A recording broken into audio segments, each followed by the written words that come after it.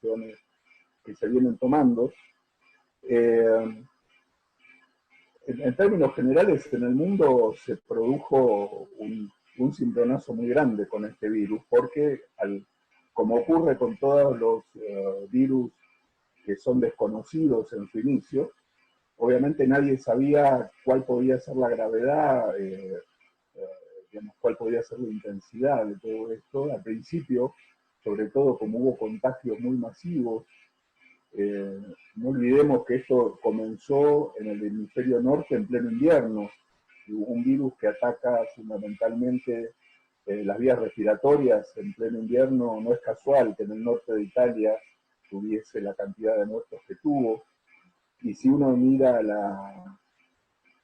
digamos, a quienes murieron originalmente en Italia, eran personas que estaban en situación de riesgo para un virus que los atacara justamente en épocas de mucho frío.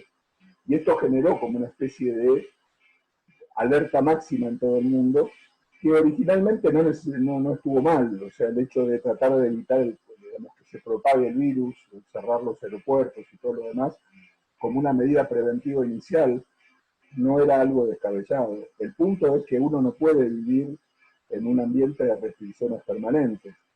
Y si llevándole un poco más a lo filosófico, cada vez que nosotros nos enfrentamos con situaciones complicadas que llevan a los gobiernos a producir restricciones, eh, perdemos libertad y perdemos derechos, y normalmente los perdemos para siempre, ¿no? Después del 11 de septiembre, viajar en avión se tornó algo, digamos, muy terrible. O sea, la gente no se siente bien cuando tiene que pasar por tantos controles, y si bien lo justifican, pero bueno, a medida que se van produciendo ciertas cuestiones en el mundo, vamos perdiendo libertades, aceptamos que nos quiten libertades, y desgraciadamente eso finalmente viene para quedarse, y ese es el principal temor que se tiene. Ahora, veamos qué pasó en Argentina. Desde el punto de vista legal, en Argentina inicialmente pasó algo medio complicado, porque, a ver, probablemente el primer decreto de necesidad y urgencia que dictó el presidente, haciendo memoria, creo que es el único decreto de necesidad y urgencia de los miles que se dictaron del 84, 85, del 95 para acá, que se justificaba. Porque normalmente los presidentes dictan decretos de necesidad y urgencia que no son ni necesarios ni urgentes. Y lo que pasó cuando el presidente dictó este decreto es que un par de días antes el propio Congreso decidió dejar de sesionar.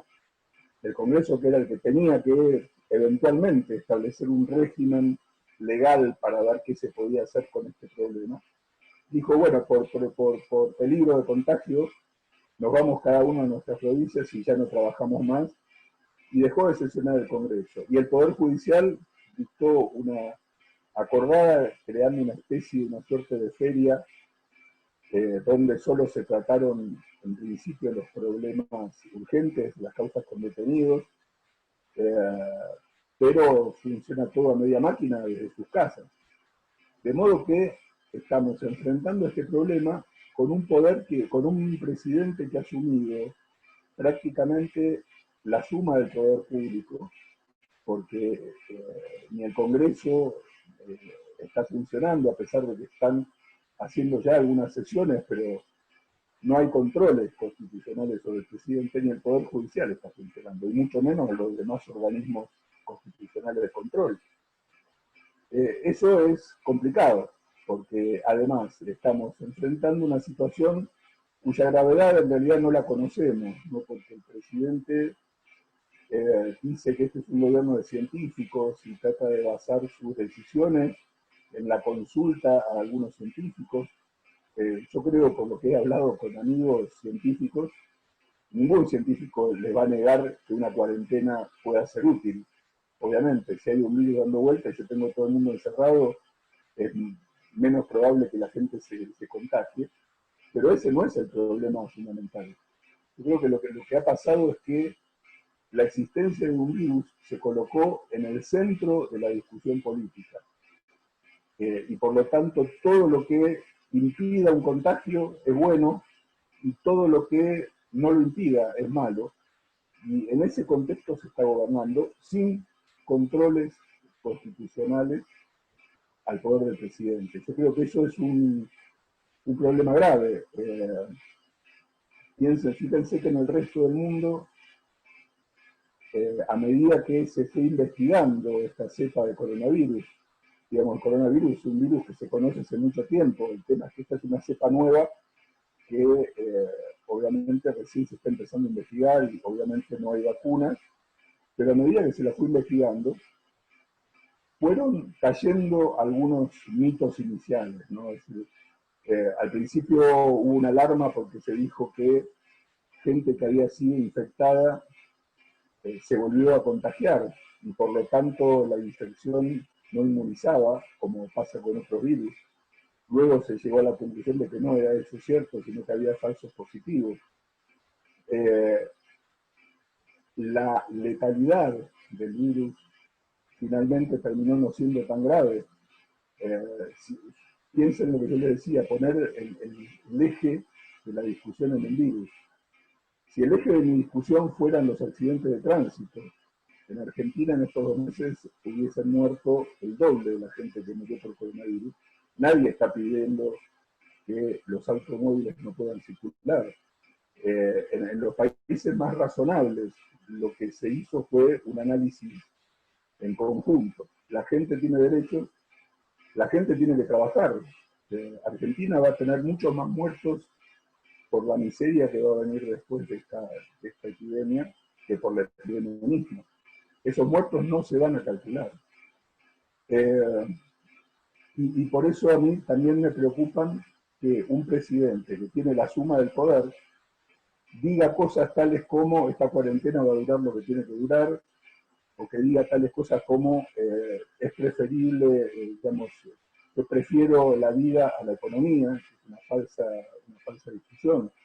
En realidad es una discusión estúpida, pero muy digamos, afecta al discurso político. Obviamente es que si yo los convenzo a ustedes de que hay 2 alternativas, la vida o la economía, todos van a preferir la vida. Sin economía no hay vida, no hay vida a largo plazo.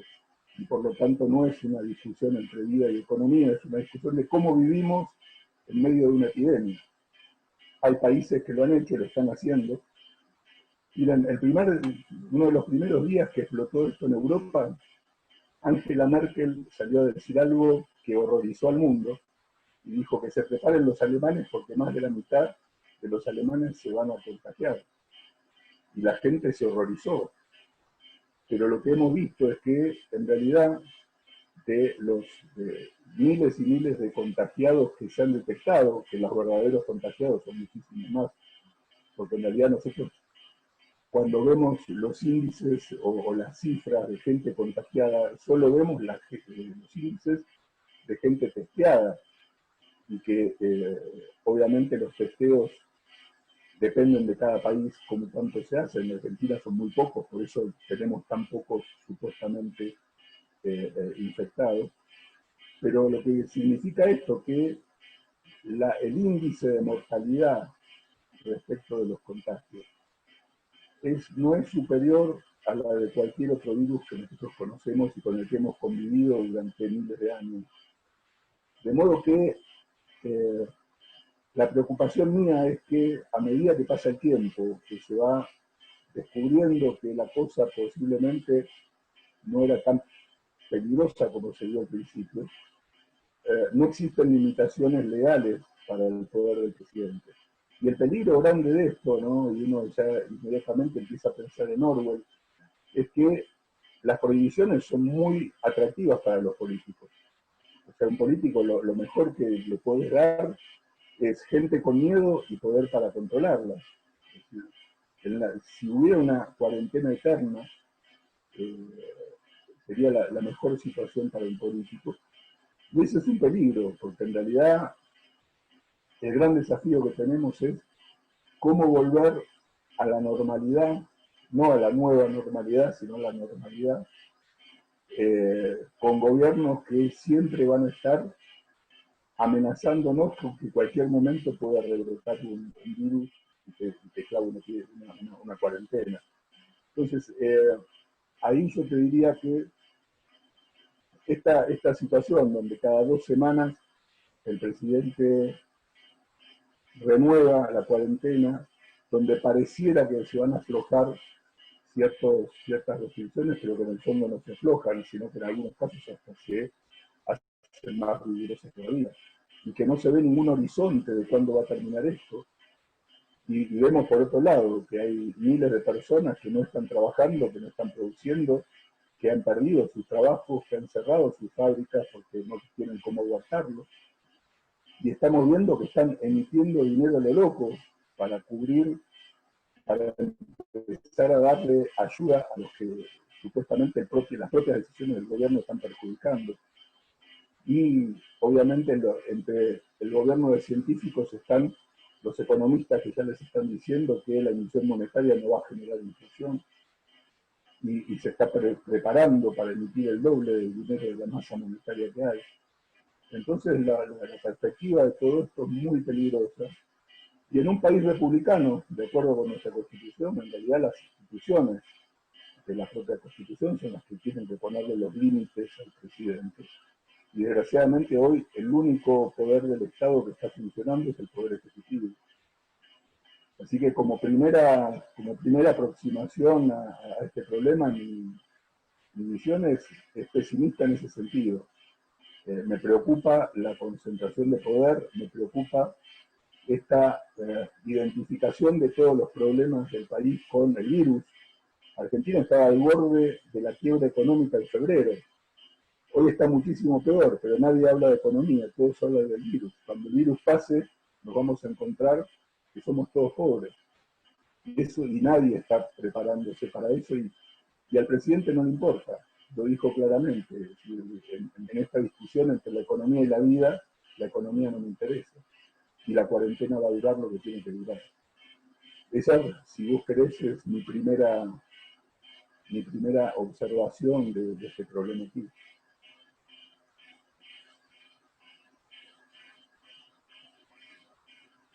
Gracias, Ricardo. Yo para iniciar la ronda de preguntas y de comentarios que cada uno de nosotros quiera realizar, vos dijiste que el eje del debate o la discusión política está puesta en contagiarse o no, ¿sí? Y a partir de ahí se toman las medidas por parte del gobierno, la reacción de la oposición y otros grupos políticos. Ahora, si el eje de la discusión está puesta en el contagio, ¿sí? O evitar el contagio, eso supone, como vos dijiste, ¿no? Lo mencionaste, una cuarentena eterna.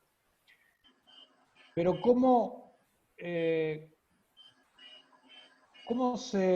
digamos, cómo se puede vivir en una cuarentena eterna cuando la gente tiene necesidad de vivir? Y cuando hablo de necesidad de vivir, digo, la justicia tiene que funcionar por motivos obvios, la gente tiene que ir a trabajar por motivos obvios, los chicos tienen que ir a estudiar por motivos obvios, la gente tiene derecho a trasladarse de un lado al otro, porque así la Constitución lo establece. Es decir, ¿cómo conviven estas dos cuestiones contradictorias? La cuarentena eterna contra la vida que cada uno quiere hacer, normalmente. Es que en realidad no hay posibilidad de convivencia. Yo creo que en realidad el gobierno empezó a ver cómo iba evolucionando esto, porque en realidad creo que el primer día nadie sabe a ciencia cierta cuánto va a durar la epidemia el peligro de contagio. Y en realidad, bueno, el país podría vivir un par de meses con todo el mundo sin producir. Ya estamos en el fondo del tarro, mucho más abajo nos vamos a poder ir. Y incrementaremos los pobres, ya se está hablando de llegar al 50% de pobreza. Cerrarán un montón de pymes, caerá la producción del país, pero bueno, si es por 2 meses, el gobierno lo podrá soportar. El tema es que no sabemos cuánto va a durar esto, porque ya pasamos los 70 días y y no hay perspectiva de que esto cambie. Empieza el invierno en Argentina, y con el invierno los virus se propagan. O sea, vamos a empezar con la epidemia anual de gripe común, ¿no? De influenza, y eso va, ustedes saben que la influenza en Argentina es causa, directa o indirecta, de 20 a 30 mil muertes por año. 20 a 30 mil muertes por año. Nunca vi que en Argentina se pidiera una cuarentena por la gripe. Sin embargo, la gripe produce en personas que ya tienen afecciones pulmonares o cardíacas o personas de avanzada edad, produce muerte, como ha producido el coronavirus. Y en realidad, si vamos al invierno, como los síntomas son similares, vamos a empezar a mezclar los muertos por gripe común con los muertos por coronavirus, y esto va a ser una bola que hasta que no pase el invierno en Argentina, tal vez eh, no se terminen de aflojar los controles. Sí se pone el centro de la discusión exclusivamente en el virus. Por eso es que yo creo que, bueno, este domingo pasado, el lunes 25 de mayo, hubo gente espontáneamente en la Plaza de Mayo protestando por esto. Ha pasado en España, ha pasado en Italia, o sea, las cuarentenas grandes ni pueden, ni sirven demasiado, eh, y no pueden ser mantenidas por mucho tiempo. Ahora, hay una explicación lógica en todo esto, y vos lo entendés muy bien, Pablo. Este es un tema de public choice. En realidad, uh, si la gente se muere porque se quedó sin trabajo, bueno, se morirá a la larga, o se muere por una cuestión cardíaca, por el encierro de estar 60 días en su casa. No es algo directamente imputable al gobierno, o es difícil imputarlo. Ahora, si se propaga un virus y la gente se contagia, y lo que ocurre es que el sistema sanitario argentino, monopolizado indirectamente por el Estado, se ve colapsado y la gente muere en los hospitales, que es lo que pasaría si hubiese una explosión de contagios en Argentina. En realidad eso sí pasaría a ser culpa del gobierno, o por lo menos le echarían la culpa al gobierno de que el sistema sanitario argentino está colapsado. Yo creo que lo que menos quiere el presidente es que se colapsen los hospitales públicos, y está dispuesto a que el país se quiebre, pero que la culpa no va a ser de él, sino que va a ser, como tantas veces ha quebrado Argentina, del neoliberalismo, de los empresarios o de algún otro. Y entonces el punto, creo que pasa un poco por ahí. Se justificó al principio de la cuarentena, como pasó también en algunos países de Europa, diciendo: vamos a preparar el sistema de salud para cuando venga la cantidad de contagiados. Ahora, ya pasaron 70 días en Argentina y no apareció la cantidad de contagiados. Y yo creo que el temor a que una liberación de la cuarentena produzca contagios masivos es lo que el gobierno va a hacer que de ninguna manera esté dispuesto a pagar el precio político de que se le colapsen los hospitales con enfermos y no los puedan atender. Y eso me parece que tiene explicación política, ¿no?, desde ese punto de vista.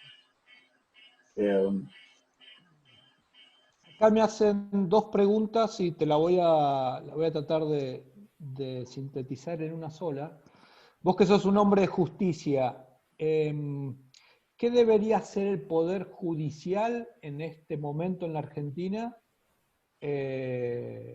dado que vivimos en una república, o por lo menos eso es lo que formalmente uno cree? Sí, bueno, a ver, ahí hay dos cuestiones. Una es la del funcionamiento normal del Poder Judicial en épocas de cuarentena. En realidad, no habría demasiado motivo para que el Poder Judicial no pueda funcionar. No te digo con normalidad, pero con cierta normalidad, desde el, digamos, con los recursos tecnológicos que se tienen. Ya en Buenos Aires se están haciendo algunos juicios Vos fíjate que nosotros estamos aquí con mucha tranquilidad haciendo digamos, esta comunicación con un montón de gente conectada. No, o sea, no hace falta más que esto para hacer un juicio, donde vos puedas conectar a las partes, a los jueces y a los testigos. Y en realidad hay un tema legal vinculado con la, digamos, el valor que tendría utilizar, por ejemplo, el Zoom para hacer juicios, pero ya hay jueces que le han pedido al Consejo de la Magistratura que los autorice a hacer juicios por Zoom. Incluso le están pidiendo al Consejo de la Magistratura que alquile salas, porque eso permitiría grabar los juicios y tener registros auténticos, etcétera, y incluso hasta tener público, para que las audiencias sean públicas. De modo que el hecho de que los tribunales podrían funcionar mucho más de lo que de hecho están funcionando. Y de a poco, con la lentitud burocrática de todo organismo público, se va avanzando en hacer justicia de otro modo, empezar a reemplazar la presencia por la tecnología. Se tendría que hacer más rápido, pero bueno, de a poco se va haciendo. Por otro lado, ¿qué rol tendría el Poder Judicial respecto de la cuarentena? Bueno, ya hay amparos presentados contra la cuarentena en sí misma o contra determinados actos del Poder Ejecutivo vinculados o a partir de la cuarentena. Se han ido presentando amparos, el propio juez Lorenzetti de la Corte Suprema empezó a señalar algunos reparos respecto de la duración ilimitada de la cuarentena. O sea, esta cuarentena ya está, incluso en términos argentinos, empezando a lesionar claramente derechos individuales y obviamente el amparo, que es el recurso para proteger los derechos individuales.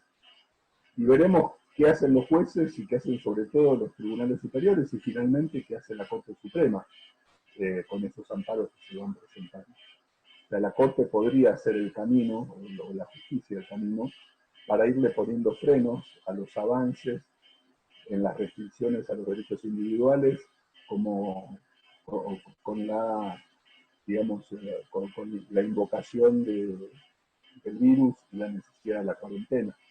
Están reaccionando lentamente, pero yo creo que ya hay amparos presentados que se van a tener que resolver en los próximos días. Le voy a pasar, creo, porque vale una explicación. Le voy a pasar, Juanma, si le podés abrir el micrófono a Leticia, que ya sabés, Ricardo, la pregunta que te va a hacer, que es referido a un proyecto que se presentó en la legislatura. Leticia, ¿querés hacerle la pregunta? Creo que tiene el micrófono cerrado. Sí, le había pedido a Marina si la podía hacer ella porque tengo a todos mis hijos gritando atrás y no quiero hacer papelones. Ok. Dale, Marina. Hola, buenas tardes, doctor. ¿Cómo le va? Okay. Muy bien. Bueno, la pregunta es la siguiente y pongo en autos al resto de los participantes. El fiscal Jerez, que es el fiscal de Estado de acá de la provincia de Neuquén, presentó un proyecto en la legislatura hace un par de semanas, un proyecto de ley en el marco de la pandemia, porque nuestro Código Procesal Penal establece un plazo máximo de hasta 1 año de prisión preventiva.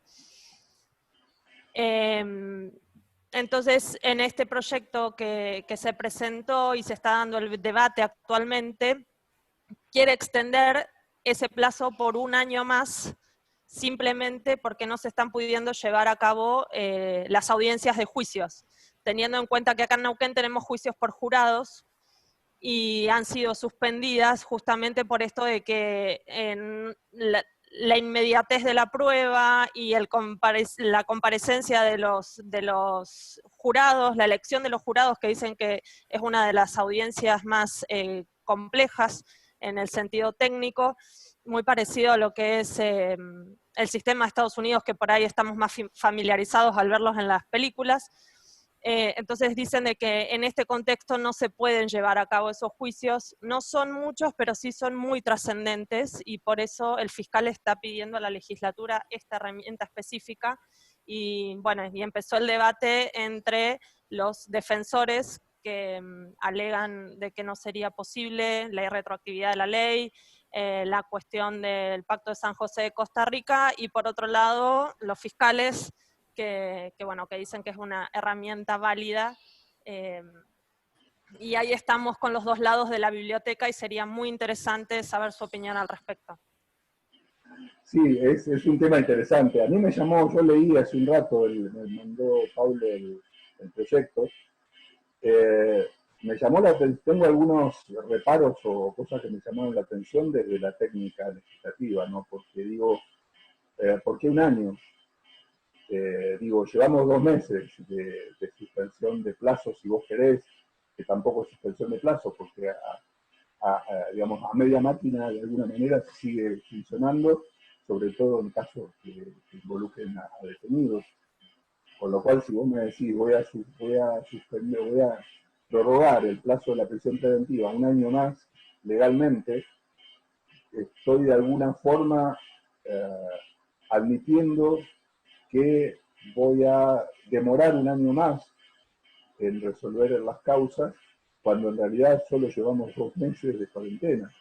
Yo espero que no dure un año la cuarentena, porque te digo, no sigo después de esta comunicación.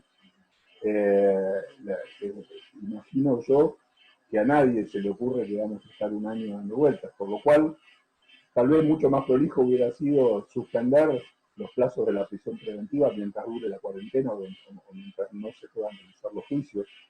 Me parece que es algo, si vos querés, más razonable. El hecho Sí. de que... Sí. Perdón que lo interrumpa.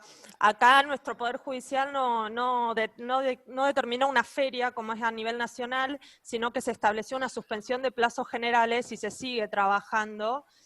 Lo que sí se suspendieron todas las audiencias, y justamente lo que establece el fiscal es esto, que va a venir una discusión respecto si la suspensión de plazos aplica o no a las prisiones preventivas, y él dice que necesita esta herramienta como para poder sortear esta situación excepcional. Bueno, en ese caso tal vez sería más razonable que una ley diga que justamente los plazos de la prisión preventiva se van a suspender mientras dure la suspensión general de plazos establecida para el Poder Judicial. ¿Por qué un año? Si uno espera que no dure un año todo esto, si uno espera que dentro de un año o dentro de 6 meses los jueces están al día y haciendo su trabajo normalmente. Ahora, de todos modos, desde un punto de vista más teórico, si vos querés, siempre tratamos de resolver los problemas utilizando la fuerza, ¿no? Y esto es muy típico argentino y es muy típico de gobernantes en general. Tengo un problema, bueno, que la pague el tipo que está preso. Y por eso es que yo quisiera acá señalar 2 cosas. En primer lugar, el hecho de que la prisión preventiva tenga un plazo es algo que están en los tratados internacionales que son parte de la Constitución argentina. El Pacto de San José de Costa Rica habla de un plazo razonable, no dice cuánto tiempo, pero tiene que ser razonable. El Código Procesal Federal te dice que es un año, que puede prorrogarse por un año más con una resolución fundada del juez. Y que luego, si en esos 2 años ya tiene una sentencia de primera instancia condenatoria, puede ser un año más. El punto es que nosotros deberíamos poner, eso está dicho, porque esas personas que están detenidas, en realidad son inocentes. En realidad, una persona con prisión preventiva es una persona que está siendo juzgada, que si uno quisiera resolverlo con toda la lógica posible, esa persona no debería estar un día presa hasta que haya una sentencia que diga que es culpable y que le condene una pena. Como eso en la práctica es muy difícil, prácticamente imposible, entonces se establecen las condiciones en las cuales se puede establecer la prisión antes de la condena. Pero bueno, con sus limitaciones. Entonces, visto este problema constitucional, esto es, estamos deteniendo a alguien que técnicamente es inocente hasta que se demuestre lo contrario, lo ideal sería no atacar por el lado de prorrogo los plazos, sino atacar por el lado de vamos a hacer los juicios igual aunque estemos en cuarentena. Como yo les decía al principio, en Buenos Aires ya se están haciendo. incluso con un juicio por jurados, que imagino que como pasa en las demás provincias o en los países, o en Estados Unidos, son excepcionales. O sea, no es un porcentaje muy pequeño de la justicia penal la que se resuelve por jurados. Podrán ser juicios trascendentes, pero en lo que tiene que ver con el número, no son muchos. Pero incluso con este mismo mecanismo por el que estamos charlando ahora, se podría hacer un juicio por jurados perfectamente. Y elegir jurados y hacer el juicio y condenar o absolver. De modo que lo que yo creo que tanto a nivel de las provincias como a nivel federal, lo que tenemos que hacer es buscar formas de poder trabajar aún dentro de la cuarentena y no patear las cosas para después, porque en realidad hay gente que está presa y que a lo mejor va a terminar absuelta y va a estar un año más presa sin haber cometido ningún delito. Y eso es probable que ocurra, y eso habría que evitarlo. Gracias, Ricardo. Tengo acá otra consulta, mucha gente se lo pregunta. ¿Por qué no se estableció el estado de sitio para implementar la cuarentena? ¿O no, o es algo que no era necesario legalmente? Mirá, el estado de sitio está previsto para casos excepcionales de ataque exterior o conmoción interior. Yo creo que ninguna de las dos cosas ocurre en Argentina hoy. La conmoción, yo creo que hoy en Argentina es más producto periodístico que la realidad. Yo creo que la gente se está enfermando mirando la televisión. Yo no puedo, o sea, te lo digo, obviamente no puedo poner ningún canal de noticias de los que pasan en Buenos Aires, porque son 24 horas hablando de coronavirus. Y cuando uno sale a la calle, digo, yo veo la televisión y me imagino 1984. No puedo dejar de imaginarme 1984. Es como que hay una realidad televisiva que no se condice con la realidad real. De modo que conmoción interior no hay ninguna. Es una epidemia que ha producido en Argentina 500 muertos hasta ahora, menos que cualquier virus o que cualquier enfermedad de las que te puedas imaginar normales en el país. No hay ninguna situación de conmoción interior. Obviamente no hay ataque exterior, a menos que pienses que el virus que vino de otro país es un ejército enemigo de ocupación. De modo que no habría ningún motivo por el cual dictar el estado de sitio. Y el estado de sitio es darle más poderes al Poder Ejecutivo, que ya los está ejerciendo sin necesidad de estado de sitio. Es decir, no hay nada que el Poder Ejecutivo no haya hecho porque no tenía estado de sitio. Y peor aún, el estado de sitio tiene como condición que las personas, porque con estado de sitio el Estado puede detener a quien quiera.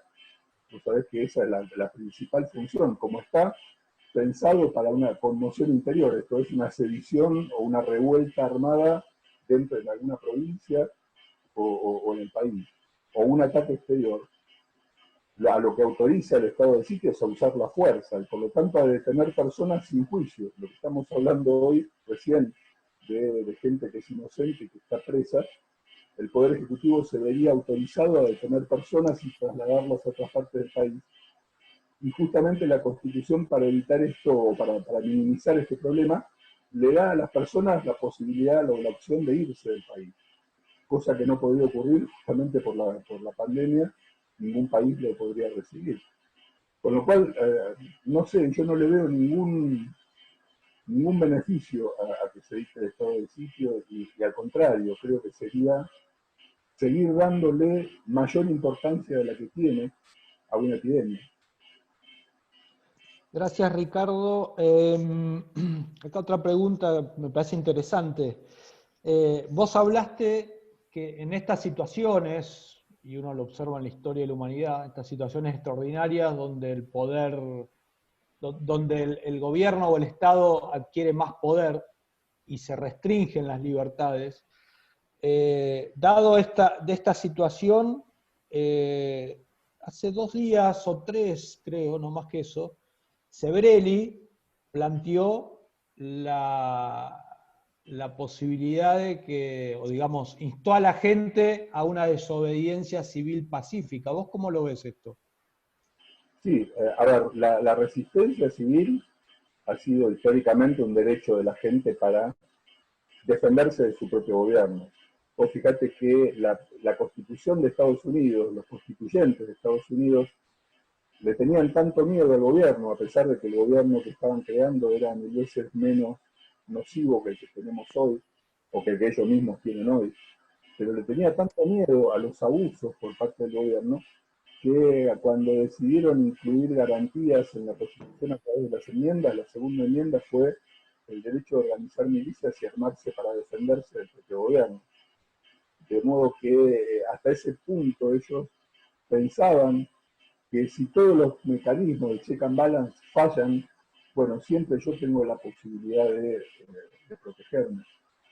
Y eso es una tradición que venía de Suiza. Suiza es el país del mundo con mayor cantidad de gente armada y digamos, el ejército suizo que ha estado en el medio de todas las guerras mundiales y que nunca se metió, nunca fue invadido el país porque todo el mundo tenía sus armas en la casa y todos estaban preparados para defenderse. Eso por un lado. Ahora, hay otra forma de resistencia que es la resistencia no violenta. La resistencia no violenta es, justamente hubo un autor norteamericano que murió muy viejo hace poco tiempo, Jim Sharp, que escribió manuales y libros, muchos sobre la resistencia no violenta a dictaduras, con manuales con incluso recomendaciones y cursos de acción que fueron aplicados en muchos lugares. Todas las revueltas pacíficas que terminaron, por ejemplo, con la caída de dictadores en África en los 90, principios del 2000, siguieron en buena medida las recomendaciones de Chávez. Y esto es, la gente tiene muchas formas de controlar y de limitar pacíficamente al gobierno. Una de ellas es la desobediencia, una de ellas es no pagar impuestos, una de ellas es pedir explicaciones, pedirle al Congreso que se junte y que controle al presidente, que no le dé un cheque en blanco para que haga las cosas, pedirle a los jueces que hagan lugar a los amparos.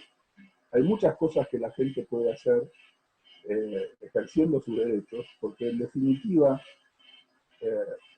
nosotros estamos tergiversando las cosas en el sentido de que vemos a los gobernantes como si fueran los dueños del país. Cuando llega el presidente y va a dar un discurso, dice, hace su entrada el primer mandatario. Y el mandatario es el que trabaja para el mandante. Es decir, en realidad el que tiene el poder es el mandante, no el mandatario. El mandatario es el que ejecuta la orden del mandante. Y si nosotros no nos damos cuenta que los mandantes somos nosotros, en realidad lo que estamos haciendo es darle a esa persona un poder que en realidad no tiene ni debería tener. De modo que yo creo que todas las formas en que pacíficamente y aplicando los recursos que la Constitución y la ley nos dan para resistir avances del gobierno deberían ser ejecutados. Hasta llegar a la última, cuando ya todo lo demás falló, que es digamos, el no pago de impuestos, la resistencia, digamos, un gobierno para convertirse en autoritario necesita dos cosas: empleados que trabajen para él y dinero. Las dos cosas salen del mismo lugar, nosotros trabajamos para él y le damos dinero para que funcione. La mejor manera de evitar ese problema es cortar el chorro de los dos aportes al gobierno, y ese poder es el que tiene la gente.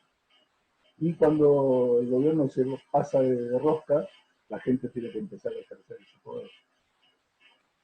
Ahora, lo vinculo esto que estabas hablando con el tema de el rol de la oposición, ¿no? en estos meses. Digamos, la oposición en la Argentina para vos ha tenido una función, digamos, adecuada, o estás observando que hay cierta falta de acción, si se puede decir así?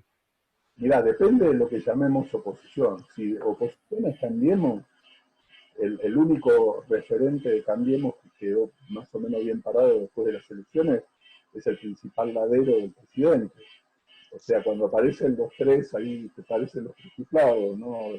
El presidente de la Nación, el jefe de gobierno de la ciudad y el gobernador de la provincia de Buenos Aires. Los tres al unísono Después se pelearán por cosas para el periodismo, pero en realidad el jefe de gobierno de la ciudad de Buenos Aires, una ciudad que podría tener mucha más libertad de la que tiene, pero que se está restringiendo, porque vos fíjate algo muy curioso, ya no se habla más de la ciudad de Buenos Aires, no se habla más de Cava, que era la ciudad autónoma de Buenos Aires, ahora se habla de AMBA, el área metropolitana de Buenos Aires. La provincia de Buenos Aires está cooptando a la ciudad de Buenos Aires y Rodríguez Larreta está haciendo el juego. De modo que si la oposición es esa, no hay ninguna oposición. Después tenés radicales que siempre los radicales hablan, pero son muy buenos para hablar, pero nada más. Y desgraciadamente no tenés una oposición liberal como debería haber. Cuando hablo de liberal lo hablo en términos genéricos, de liberales, conservadores, lo que quiera, gente que no sea populista, que debería organizarse y no se organiza. Entonces tenés gente que habla también, pero sin ningún poder, que no tienen cargos, que no son diputados, que no han obtenido resultados electorales y por lo tanto son outsiders que opinan. Y en ese contexto no hay oposición política. Desgraciadamente yo no lo veo.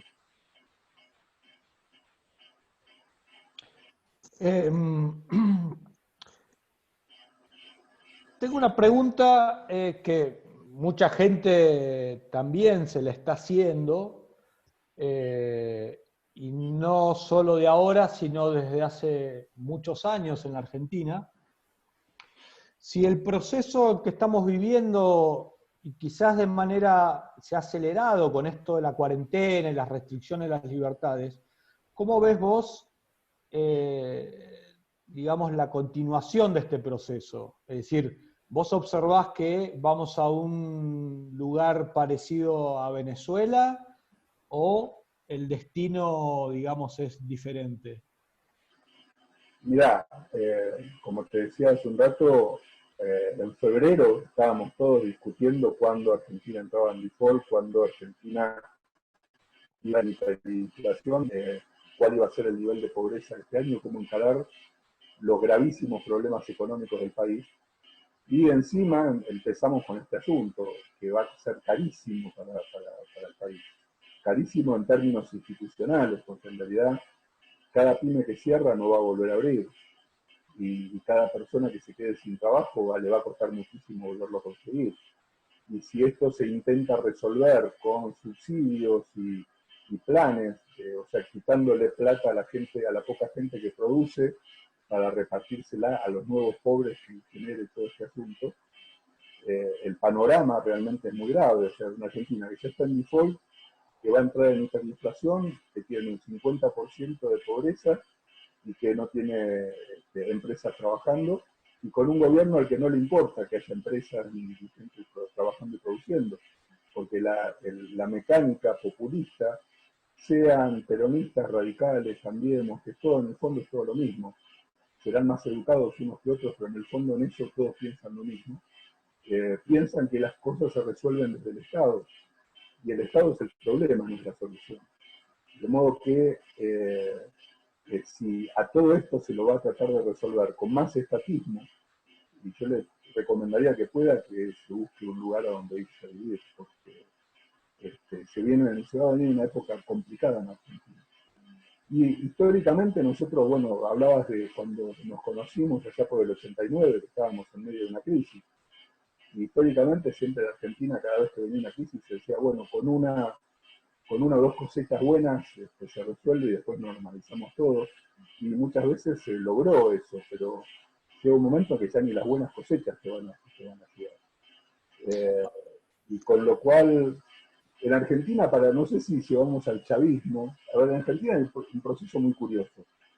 Lo que evitó que Argentina cayera en el chavismo o el comunismo cubano, lo que fuera, históricamente fue el peronismo. El peronismo es un gobierno totalitario, pero antiperonista, anticomunista.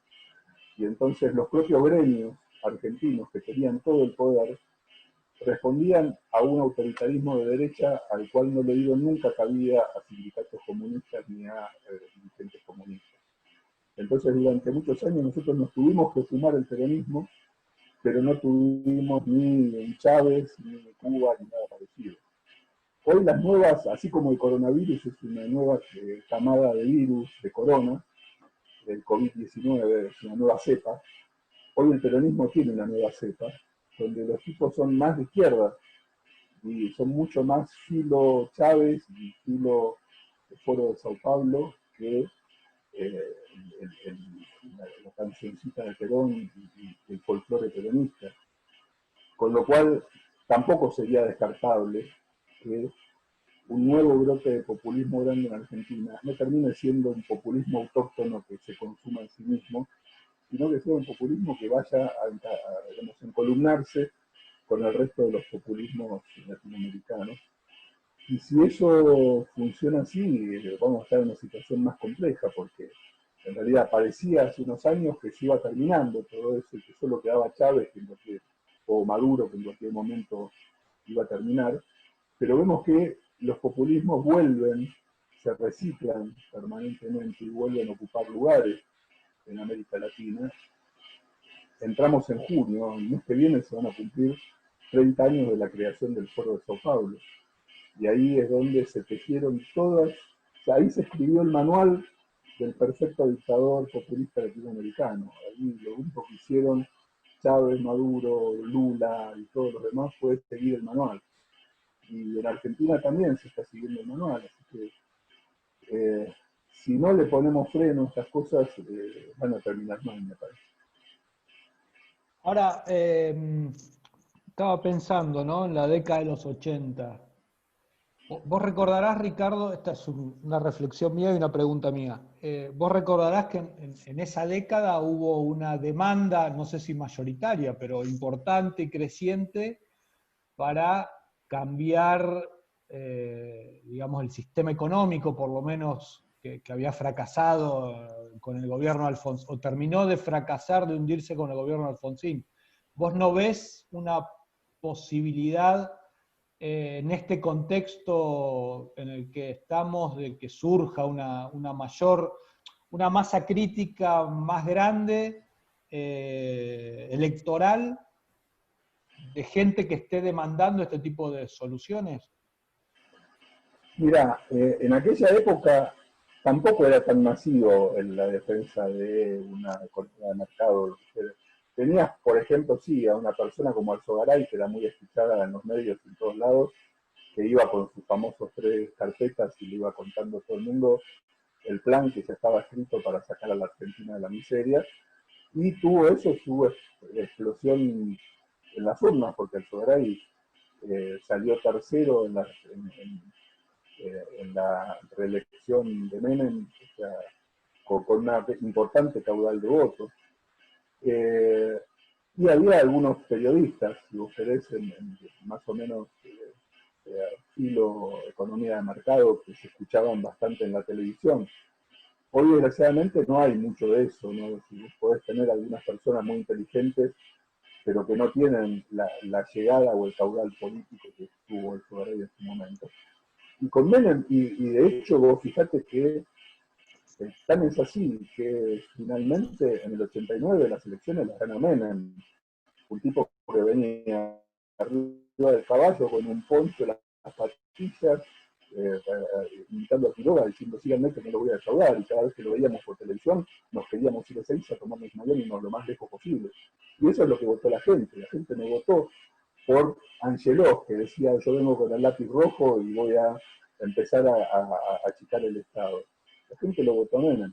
Y pasó algo rarísimo que alguna vez espero que los historiadores lo puedan desentrañar, que es por qué Menem de pronto se dio cuenta que por ese camino iba a la destrucción del país y empezó a buscar la solución liberal de mercado, y la hizo, y no solo en las palabras, sino que hizo un trabajo de cirugía en Argentina como nadie había hecho. Yo creo que si Menem no hubiese reformado la Constitución en el 94 y si hubiese ido a su casa en el 95, iba a pasar a la historia con Roca y Sarmiento como los mejores presidentes de Argentina.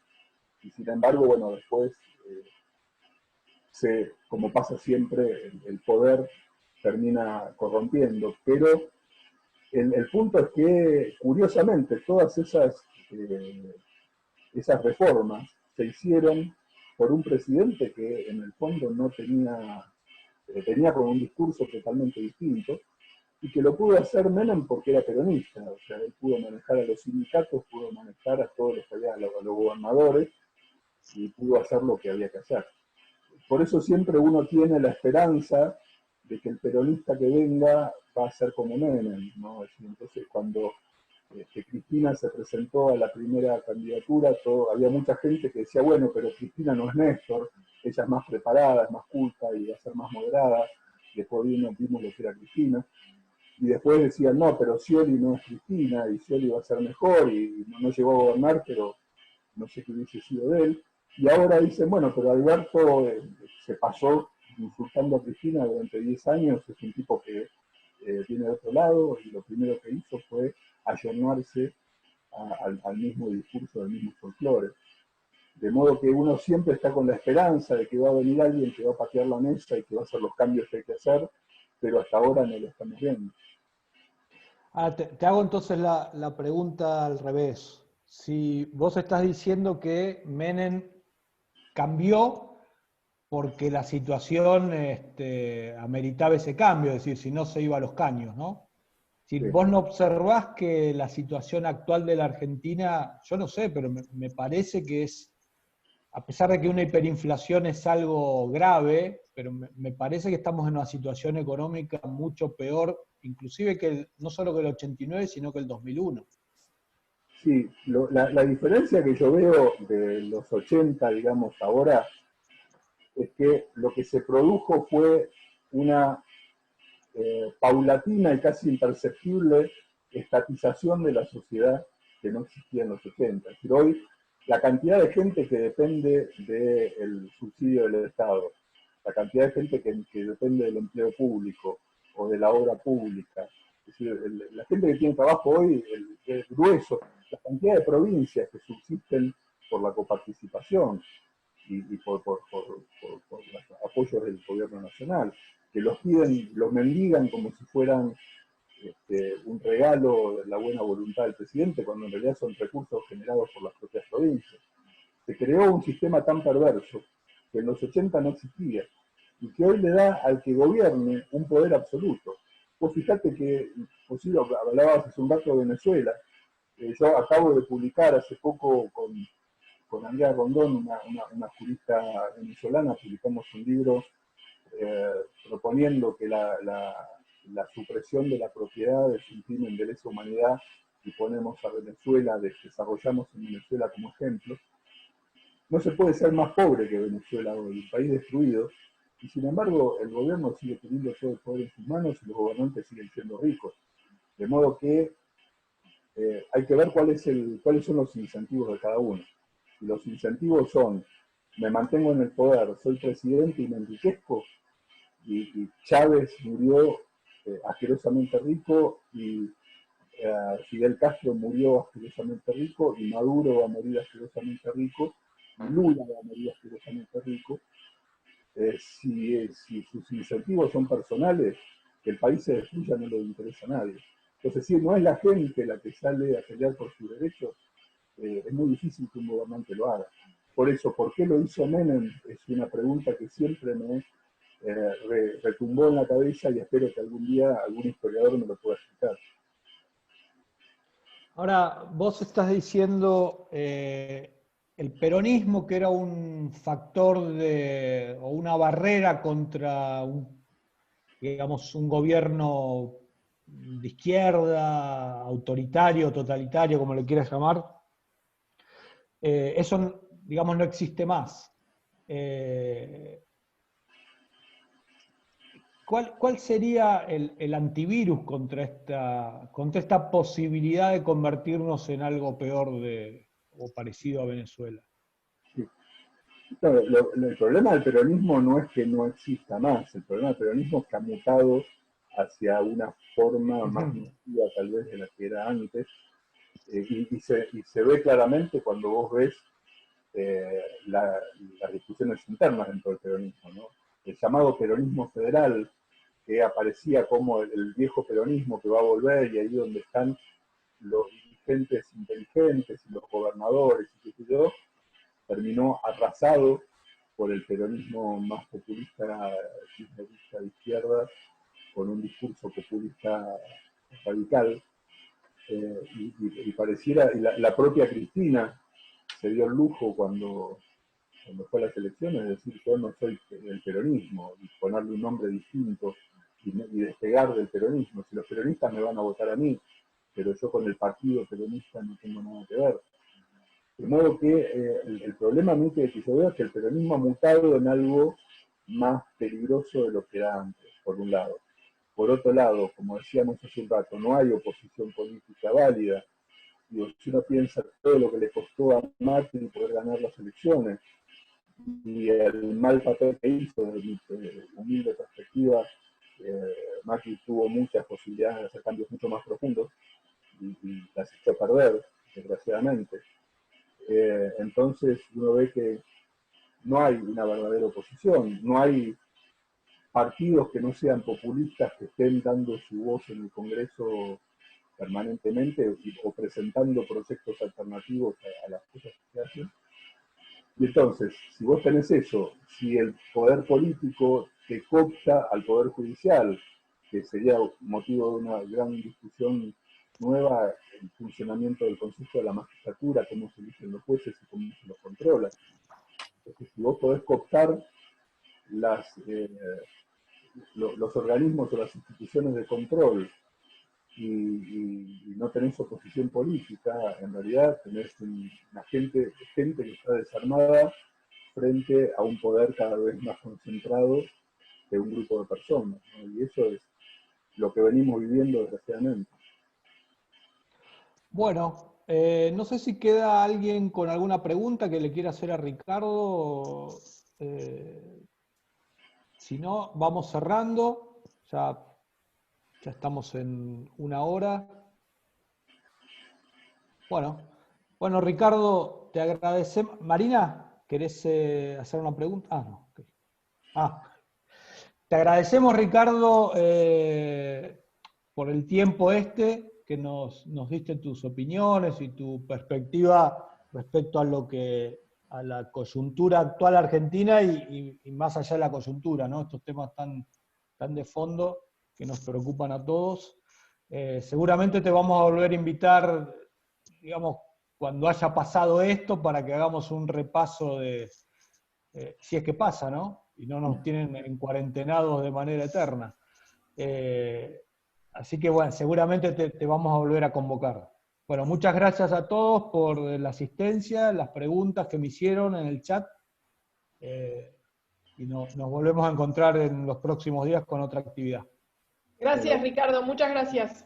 Gracias a todos, nos vemos pronto. Saludos.